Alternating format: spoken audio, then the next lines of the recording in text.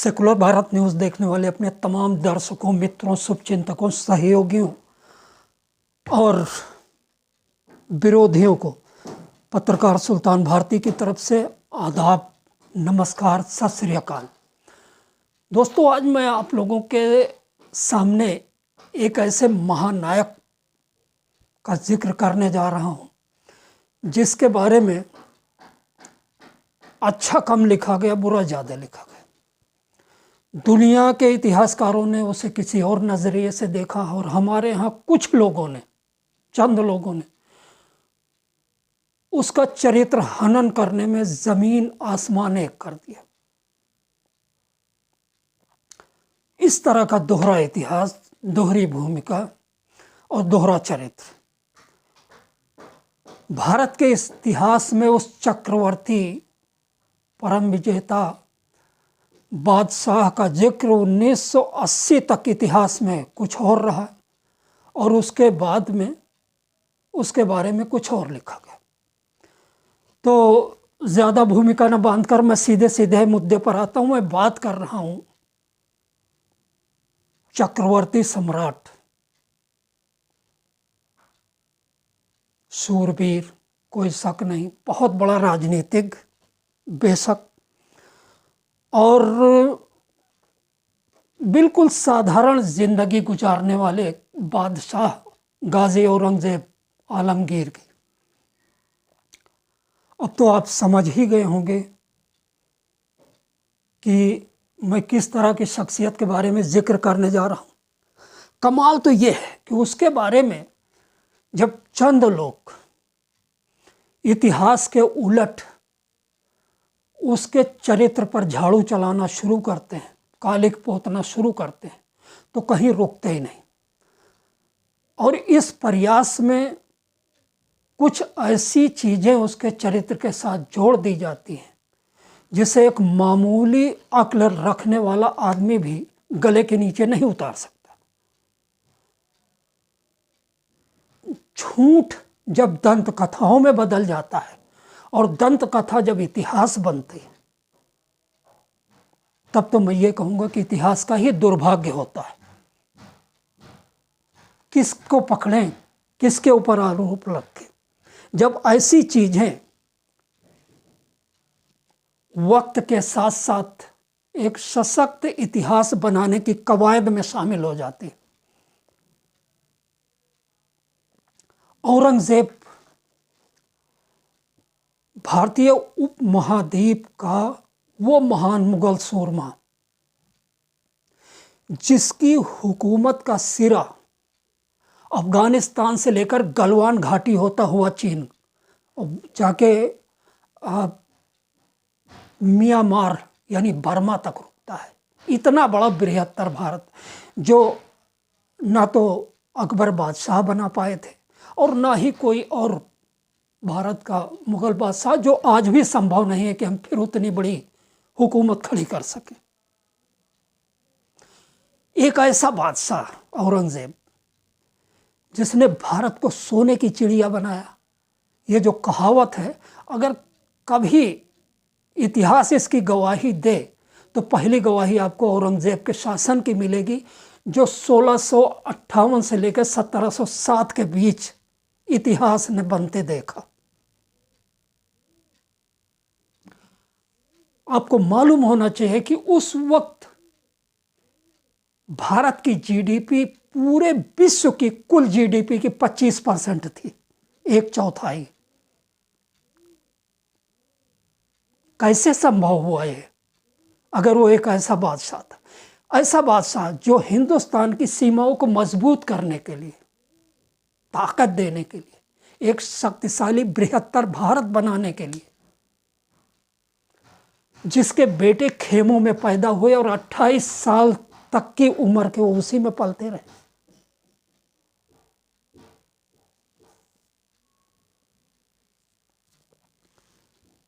ऐसा चक्रवर्ती सम्राट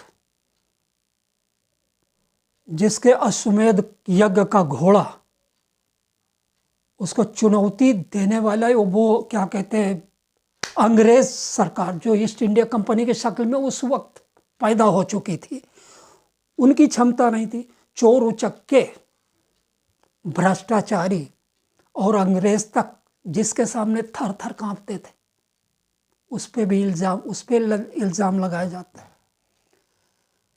एक ऐसा बादशाह जिसके समय में भारत सोने की चिड़िया थी, एक ऐसा बादशाह जो गरीब से गरीब आदमी का खाना, जो खाना उसका होता है वही खाना अपने लिए बनवाता था।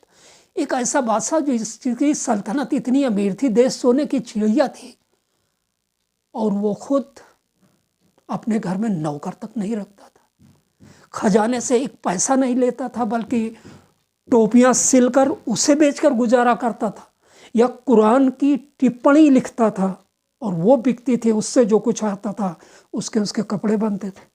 अपने कपड़ों पर जो पैबंद लगाकर राज दरबार में बैठता था वो बादशाह, जिससे मिलने के लिए यूरोप के लोग आकर कदमबोशी करते थे।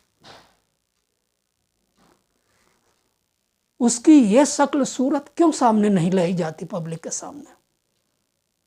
क्यों उसे उसका वही चेहरा दिखाया जाता है जहां नफरत है, जहां घृणा है, जिससे औरंगजेब तो अपमानित हो ना हो, लेकिन उस कौम से जुड़े हुए लोग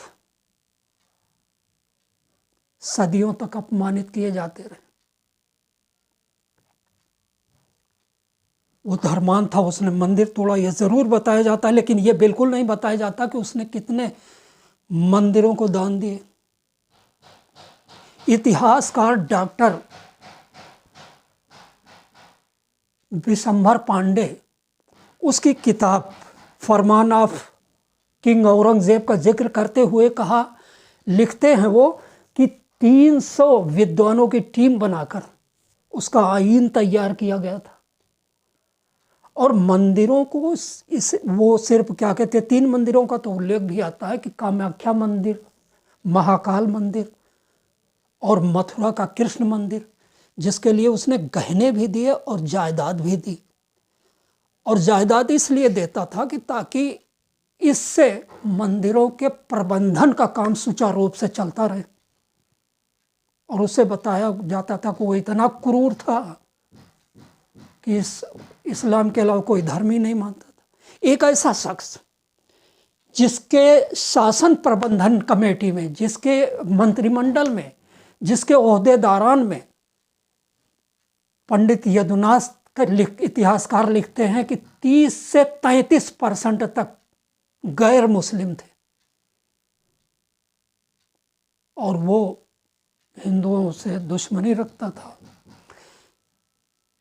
मंदिर तोड़ने की बात सही है, लेकिन इसके साथ ही उसने गोलकोंडा की एक मस्जिद भी तोड़वाई थी, उसका जिक्र क्यों नहीं किया जाता?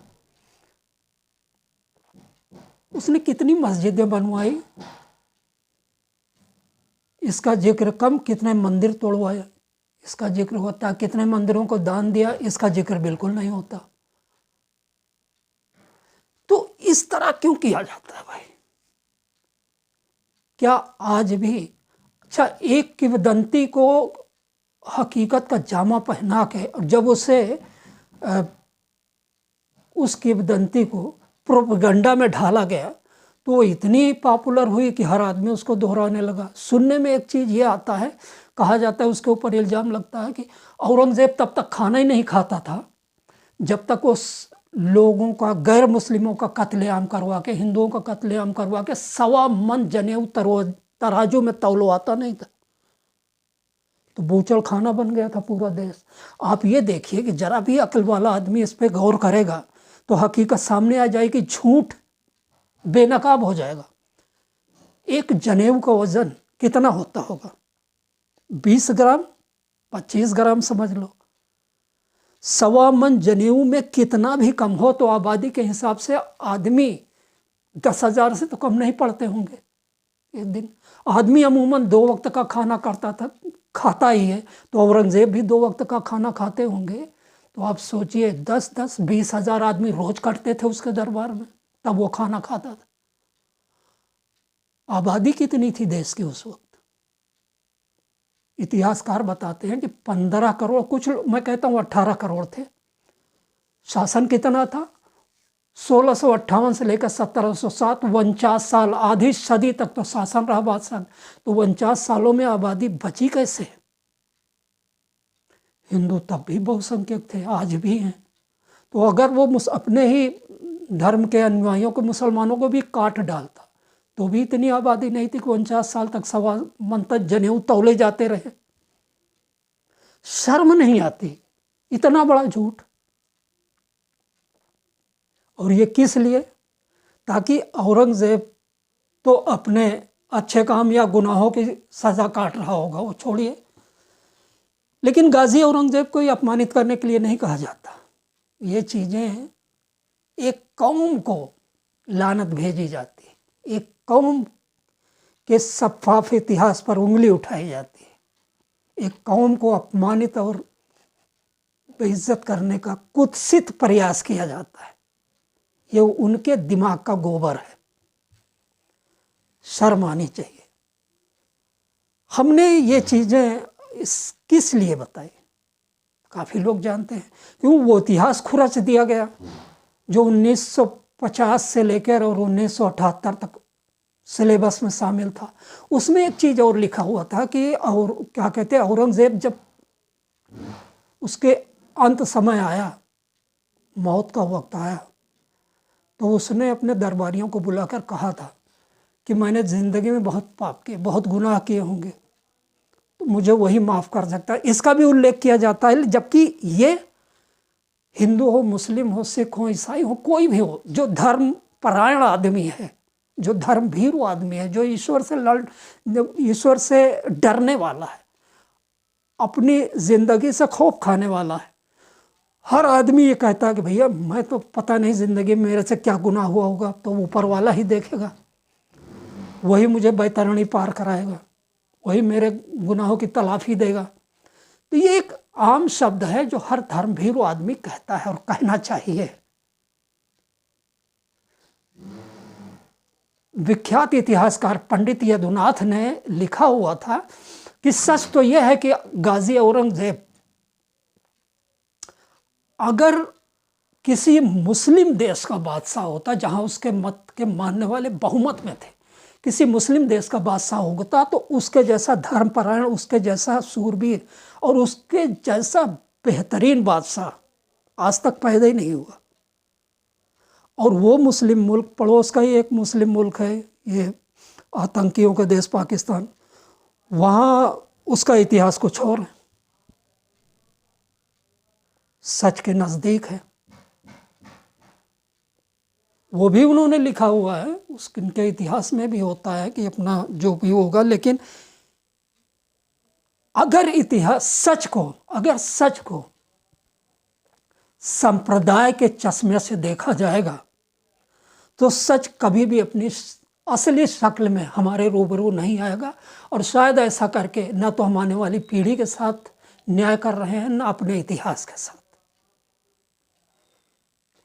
इस वीडियो को लाने का मकसद एक ही था, ताकि झूठ में जहर घोलने वाले हाथ को रोका जा सके, ताकि नफरत का कारोबार पर, जो नफरत फैलाने का कारोबार है, उस पर लगाम लगाई जा सके, और ताकि सच को झूठ ठहराने के लिए और झूठ को सच ठहराने की कोशिश में लगे हुए नफरती लोगों का अंधापन दूर किया जा सके। बस इसी के साथ आखिर में एक शेर के साथ मैं अपनी बात खत्म कर सकता हूँ कि हर दौर में अगर औरंगजेब के आड़ में ये इशारा एक कौम की तरफ किया जाता है उसको अपमानित करने के लिए, तो मैं उस कौम के बारे में एक शेर सुनाता हूँ कि हर दौर में सींचा है लहू दे के वतन को, हर दौर में सींचा है लहू दे के वतन को, हमने कभी ज़मीर का सौदा नहीं किया। और एक और शेर जाते जाते सुन लीजिए, इल्ज़ाम लगाने से पहले, कि पेशतर इसके कि हम उंगली उठाएं गैर पर। तवज्जो चाहूँगा दोस्तों, पेशतर इसके कि हम उंगली उठाएं गैर पर, अपनी सीरत का गिरेबां देख लेना चाहिए। जय हिंद, जय भारत, खुदा हाफिज़। और दोस्तों, इस तरह के एक सशक्त भारत, एक समृद्ध भारत, एक सेकुलर भारत के निर्माण के लिए जो अपनी कोशिश होती है कि इस तरह इत्तेहाद की, मोहब्बत की, प्यार की, सेलिब्रेट सच्चाई की अगर क्लासिक वीडियो आप देखना चाहते हो तो मेरे इस सेकुलर भारत न्यूज़ को, इस सेकुलर भारत न्यूज़ को सब्सक्राइब जरूर करें। नमस्कार।